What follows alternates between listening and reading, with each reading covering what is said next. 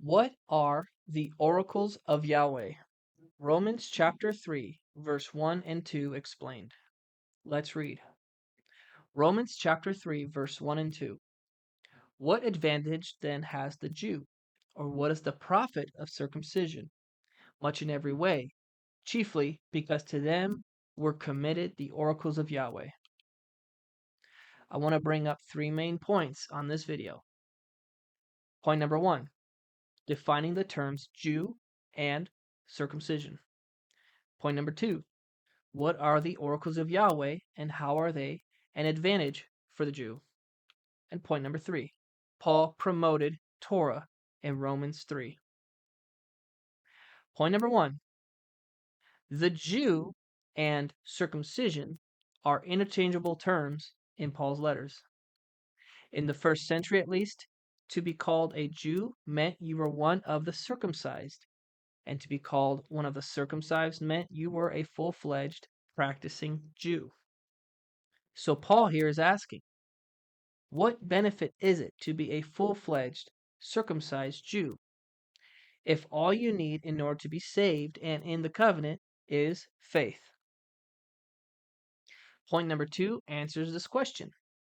The advantage that the Jew has are the oracles of Yahweh. What's the oracles of Yahweh? It's the divine scriptures given to Israel, which includes the Torah given to Moses at Mount Sinai. Acts chapter 7, verse 38. This is the one who was in the congregation in the wilderness with the angel who spoke to him at Mount Sinai and with our fathers. He, that is Moses, received living oracles to give to us.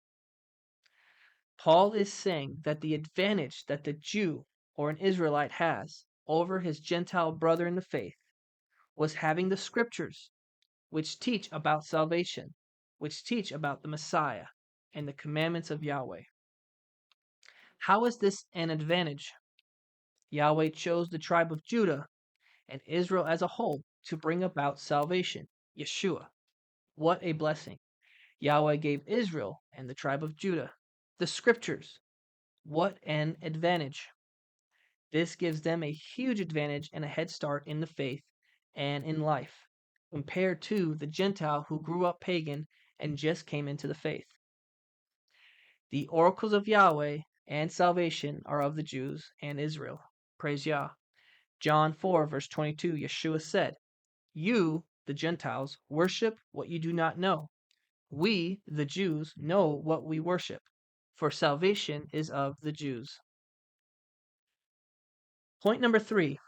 Romans chapter 3, verse 1 and 2 is a huge sign that Paul promoted the Torah lifestyle in the New Testament era. He considered it an advantage. Many Sunday Christians teach that Paul was against Torah, but again, Romans 3, verse 2 says the opposite. Paul sees the Torah, the oracles of Yahweh, as a blessing and an advantage for us today. It lines up with his words in Romans 7, verse 12, which says that today the law is holy and the commandment holy and just and good. Hallelujah. Please share your thoughts about these two verses below. Thank you and shalom.